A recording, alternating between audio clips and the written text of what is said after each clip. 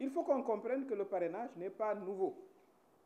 Le parrainage n'est pas nouveau puisque nous avons au niveau du parrainage depuis 1991, c'est la loi 91-46 du 6 octobre 1991 qui institue le parrainage déjà.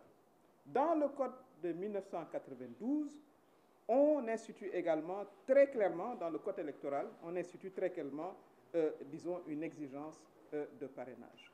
Et comme vous le savez, jusqu'en 2012, le parrainage était exigé aux candidatures indépendantes. Il y a une personnalité très connue qui a voulu effectivement candidater à la présidence, qui n'a pas pu le faire, et on lui demandait 10 000 signatures.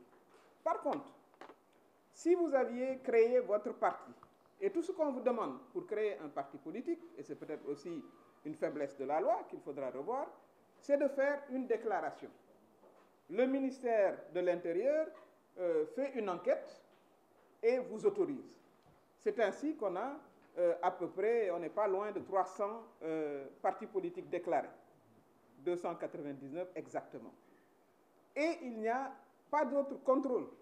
On ne vous demande pas, est-ce que vous avez participé à des élections au préalable, est-ce que vous êtes capable de réunir les conditions financières pour mener vos activités, etc. Par contre, dès qu'il s'agit d'un indépendant, on lui demande 10 000 signatures. Et le projet de loi tend à rétablir une égalité avec tous les candidats. Que vous soyez un candidat indépendant ou que vous ayez un parti, et on sait bien qu'il y a beaucoup de partis qui n'ont jamais tenu d'activité. Vous êtes alignés, disons, sur la même obligation. Donc il s'agit, à mon avis, de mettre fin à ce que moi je considère comme une discrimination. Et à ce moment-là, tous les Sénégalais sont égaux devant la loi. On vous demande 1% de l'électorat.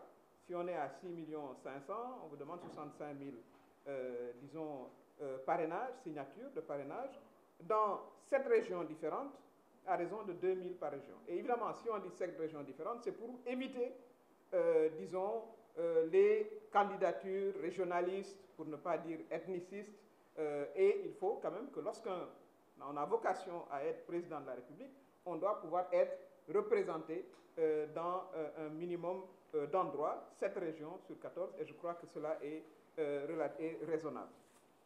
Alors, il est évident que cette loi obéit, à mon avis, à un besoin, disons, de lutte contre l'anarchie des candidatures. Et c'est important. Nous avons eu, avec tout ce que cela suggère, d'ailleurs, comme frais,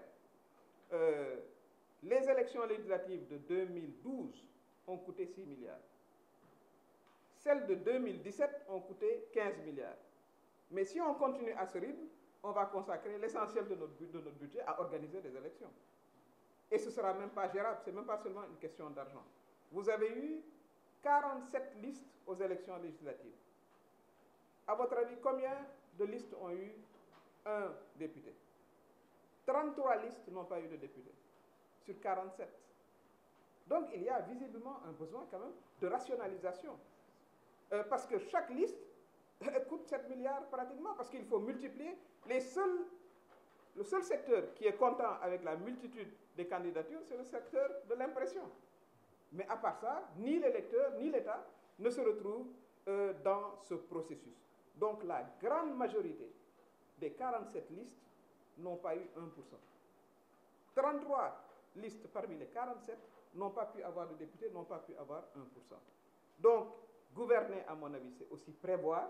Il faut qu'on puisse rationaliser, à mon avis, disons, ces listes et éviter surtout aussi les candidatures fantaisistes. Parce qu'on en a vu. Lorsque vous n'êtes pas content, vous allez louer un récépissé, la loi ne l'interdit pas, vous vous présentez, et peu importe le score que vous allez avoir, mais entre-temps, l'État aura dépensé beaucoup d'argent, et cela, à mon avis, à terme, peut constituer une menace pour la démocratie. Évidemment, il y a une exigence de caution, parce que le législateur avait cru qu'avec un certain montant financier, on pouvait limiter, disons, les candidatures fantaisistes dont je parle. Mais il y a un aspect pernicieux. Si je suis quelqu'un qui dispose de beaucoup d'argent et je veux perturber le jeu démocratique sénégalais, si j'ai 1 milliard, faites la somme de combien de candidats je peux avoir. Il me suffit juste de louer des récépissés. C'est tout ce que la loi me demande. Vous avez 10 candidats, c'est 500 millions. 1 milliard, vous pouvez avoir 20 candidats à l'élection présidentielle financés par quelqu'un qui a beaucoup d'argent et qui veut juste perturber le jeu. Donc cela n'est pas, à mon avis, on ne peut pas continuer dans ce sens-là. Il faut que la caution soit, disons, baissée, je crois que c'est le projet de loi, mais qu'en contrepartie, on vous demande d'aller chez les Sénégalais et avoir ce que moi je considère comme étant une préqualification. Parce que même dans le monde sportif, on le voit.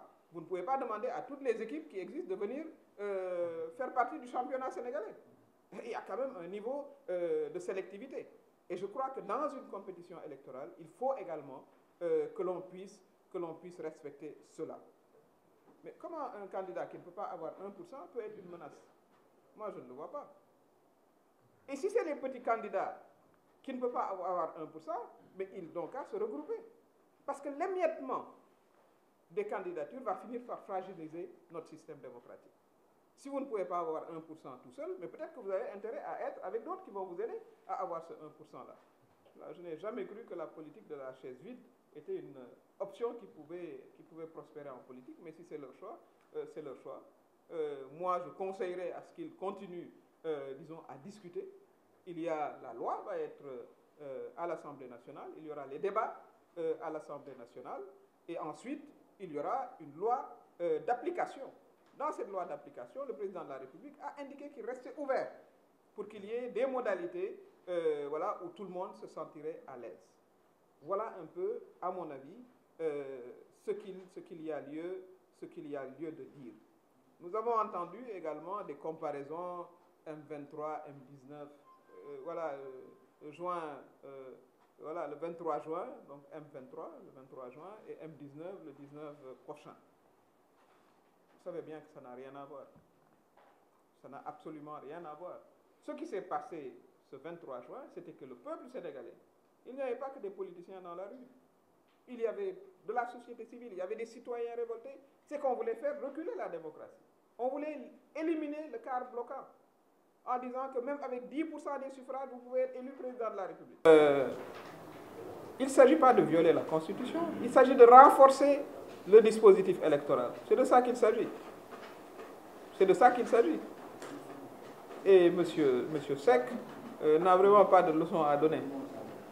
Je m'en arrête là. Il n'a pas de leçon à donner à qui que ce soit. Vous savez, on est le 23 juin. Je ne suis pas sûr d'avoir aperçu M. Seck, d'ailleurs, le 23 juin, lorsqu'il fallait, disons, lutter pour qu'on n'enlève pas la barre des 50%.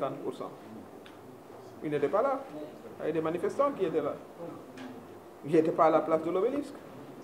Donc, franchement, je pense qu'on peut faire de l'opposition en respectant quand même, disons, la place qu'on a eu à occuper dans les institutions, avec un langage de civilité, mais qu'ils sachent que de toute façon, voilà, chaque fois que nécessaire, voilà, il recevra les réponses qu'il faut.